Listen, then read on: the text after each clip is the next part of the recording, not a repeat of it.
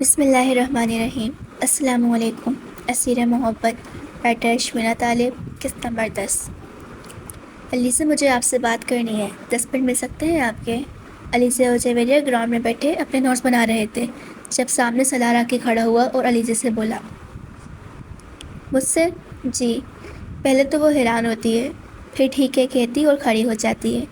جویریہ نیچے سے سامان سمیٹ رہی تھی۔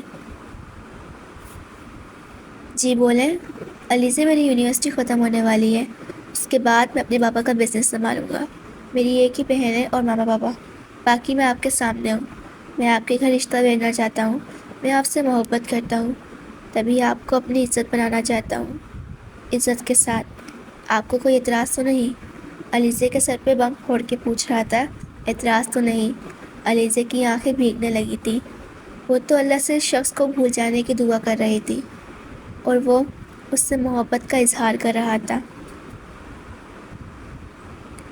لیکن علیزہ اسے کوئی بھی آس نہیں دلا سکتی تھی۔ وہ جانتی تھی اس کے خاندان میں بچپن سے طے کی گئی منگنی نہیں ٹوٹتی۔ وہ کیسے کسی کو اس آس پہ رکھ سکتی تھی؟ دیکھیں، مجھے آپ میں کوئی انٹرسٹ نہیں ہے اور نہ ہی آپ کی محبت میں، اور ہاں، آپ مجھے حاصل نہیں کر سکتے، بھول جائیں۔ میں انتظار کر لوں گا۔ کتنے سال؟ مجھے پتہ ہے آپ کو اپنی اسٹڈیز کمپلیٹ کرنی ہے، اسی لیے کہہ رہی ہیں۔ مجھے بتا دیں کتنا ٹائم انتظار کروں؟ میں آپ کو نہیں مل سکتی۔ کیوں نہیں سمجھ رہے ہیں آپ؟ ہم کبھی بھی ایک نہیں ہو سکتے۔ بھول جائیں مجھے۔ کیسے بھول جاؤں؟ ہاں، اتنا آسان ہے، مذاق سمجھ لیا ہے آپ نے۔ آپ ہوتی کون ہے یہ فیصلہ کرنے والی کہ آپ مجھے نہیں مل سکتی؟ پتہ ہے آپ کیا؟ میں نے آپ کو اللہ سے مانگا ہے۔ آپ کو پتہ ہے میں نے دعا مانگنا چھوڑ دی تھی 8 سال پہلے۔ میرا دعا سے اعتبار اٹھ گیا تھا، پھر آپ آئی اور میرے اندر ایک یقین جگہ لی۔ دعا قبول ہوتی ہے۔ آپ کی باتیں سنی، آپ سے محبت کر بیٹھا، نماز پڑھنا شروع کی، اور ہر نماز کی پہلی اور آخری دعا ہے آپ۔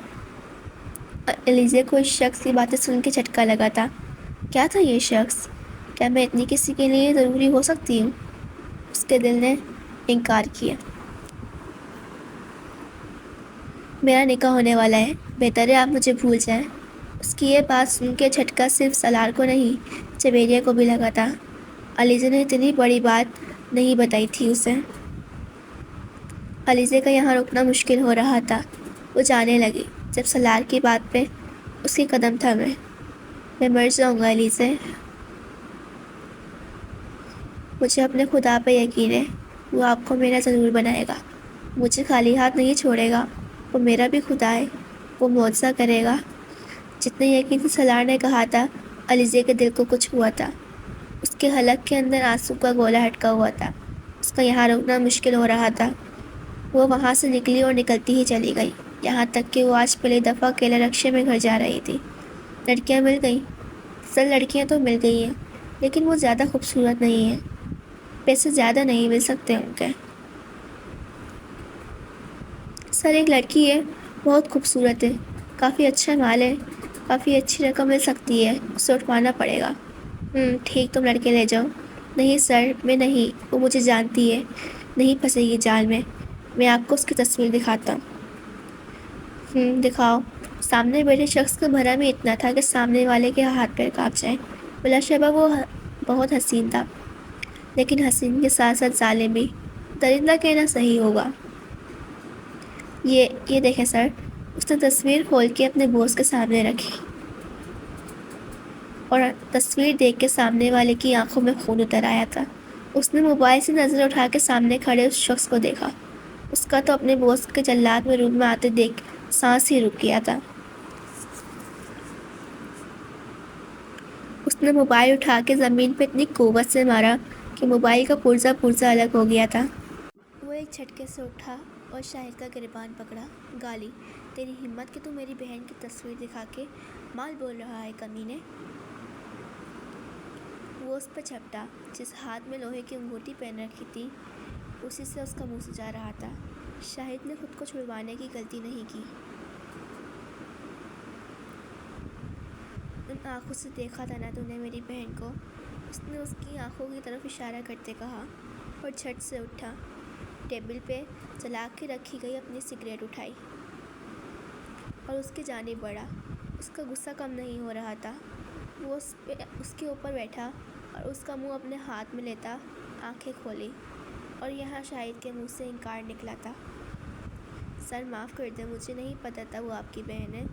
سر وہ مجھ سے… اور شاہد شروع سے لے کر آخر تک سب کچھ اپنے باس کو بتا چکا تھا۔ اس کا غصہ شاہد کی بات سن کے اور بڑھ گیا تھا۔ اس نے جلدی سگریٹ اس کی آنکھوں میں ڈال دی، اور یہاں شاہد کی دلخراش چیخیں پورے کمرے میں گھوم رہی تھی۔ صفدر، لے کر آؤ۔ صفدر نے اس کے ہاتھ میں گرم چھری رکھی جو ابھی ابھی آگ سے اتاری گئی تھی۔ اس شخص نے چھری لے کر اس کی زبان باہر نکال کے اس پہ رکھی اور پیٹرول منگوا کے اس کے اوپر ڈال کے آگ لگانے لگا۔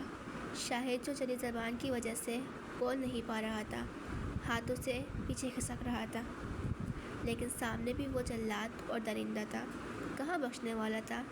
ماچس سے آگ لگا دی۔ اس کی دلخراش چیخیں پورے کمرے میں گھوم رہی تھی، پر سامنے والے کو کوئی فرق نہیں پڑتا تھا۔ کیسا شخص تھا؟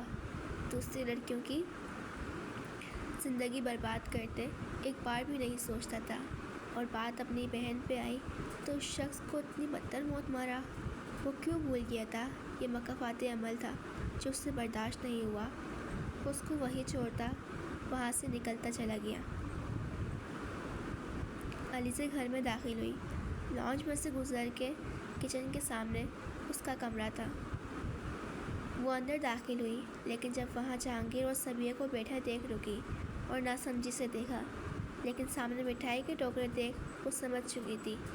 اسے وہاں کھڑا ہونا مشکل ہو رہا تھا، آنسو سے سب ٹوٹ رہا تھا۔ وہ کمرے میں آ کے دروازہ بند کر کے اس کے ساتھ بیٹھتی چلی گئی، اور یہاں اس کی برداشت ختم ہوئی تھی۔ ہاں، علیزہ آج رو رہی تھی، سب سے چھپ کے، اللہ کے سامنے، لیکن فرق یہ تھا، پہلے اپنے گناہوں کی معافی مانگتے ہوئے روتی تھی، اور آج ایک نامحرم کے لیے رو رہی تھی، آج اپنی محبت کے لیے رو رہی تھی۔ کیا شے ہے یہ محبت؟ اگر ایک کو سچی ہوتی ہے تو دوسرا بے وفا ہوتا ہے یا کرتا ہی نہیں، اور اگر دونوں کو سچی ہوتی ہے تو زندگی بے وفا نکلتی ہے۔ اس نے زمین پر بیٹھے بیٹھے ہی اپنا نقاب اور عبایا اتارا اور دونوں ہاتھوں میں اپنا چہرہ گرائے رونے لگی۔ وہ اپنے آپ کو رونے سے روکنے کی کوشش کر رہی تھی تاکہ آواز باہر نہ جائے۔ وہ نہ جانے کتنی دیر ایسے ہی بیٹھی بیٹھی روتی رہی، اسے وقت کا اندازہ ہی نہیں ہوا، اور پتہ نہیں اس نے کتنی دیر رونا تھا۔ جب موبائل کے رنگ ہونے پہ ہوش میں آئی، سامنے جویریہ کا نام دیکھ کر اس نے اپنے آنسو صاف کیے اور کال اٹھائی۔ ہاں بولو جویریہ۔ وہ اپنے آپ کو رونے سے باز رکھ رہی تھی، لیکن سامنے والا سمجھ گیا تھا وہ رو رہی ہے۔ علیزہ تم کہاں ہو؟ ٹھیک تو ہو نا؟ ہاں میں ٹھیک ہوں، مجھے کیا ہونا ہے؟ اس نے اپنے آنسو صاف کیے پوچھا۔ علیزہ مجھے لگا کیا کہ میں اپنے آپ کو نقصان پہنچا لوں گی۔ نہیں، میں ان لڑکیوں میں سے نہیں ہوں، بولو کیا ہوا ہے؟ علیزہ نے جویریہ کی بات بیچ میں ہی کاٹ دی تھی۔ سالار کا، جویریہ کہتے کہتے رکی۔ علیزہ سالار کا نام سن کے حیران ہوئی۔ کیا ہوا سالار کو؟ اس نے فوراً پوچھا۔ سالار کا ایکسیڈنٹ ہو گیا ہے علیزہ، مجھے ابھی پتہ چلا، یونیورسٹی کے گروپ میں بتایا تھا کسی نے۔ علیزہ کو اپنی سانس رکتی محسوس ہوئی۔ ڈاکٹر کہہ رہے ہیں کہ چوٹ زیادہ گہری نہیں ہے، لیکن اس کو ہوش نہیں آ رہا۔ علیزہ کے اوپر آج پہاڑ گر رہے تھے۔ علیزہ کو بے اختیار سالار کی بات یاد آئی۔ وہ کھڑی ہوئی۔ میں مر جاؤں گا علیزہ۔ علیزہ کو شدت سے رونا آ رہا تھا، اس سے کچھ بھی بولا نہیں جا رہا تھا۔ علیزہ سن رہی ہو نا؟ ہاں ہاں، اس نے اٹک اٹک کے بولا، پھر خود کو نارمل کیا۔ جویریہ مجھے سالار کا نمبر لے کر دو۔ تم کیا کرو گی نمبر کا؟ بات کروں گی اور کیا کروں گی، مجھے اس کی طبیعت کے بارے میں بتاتے رہنا اور نمبر لے کر بھیجو۔ اس نے یہ کہہ کر کال کاٹ دی۔ اور چھت کی طرف نظر اٹھائی۔ یا اللہ، اس کو اپنی حفظ و امان میں رکھنا، اس نے روتے روتے کہا اور اپنا سامان اٹھا کے جگہ پہ رکھ کر باتھ روم میں بند ہو گئی۔ اس نے نماز میں اللہ سے سالار کی صحت یابی مانگی تھی۔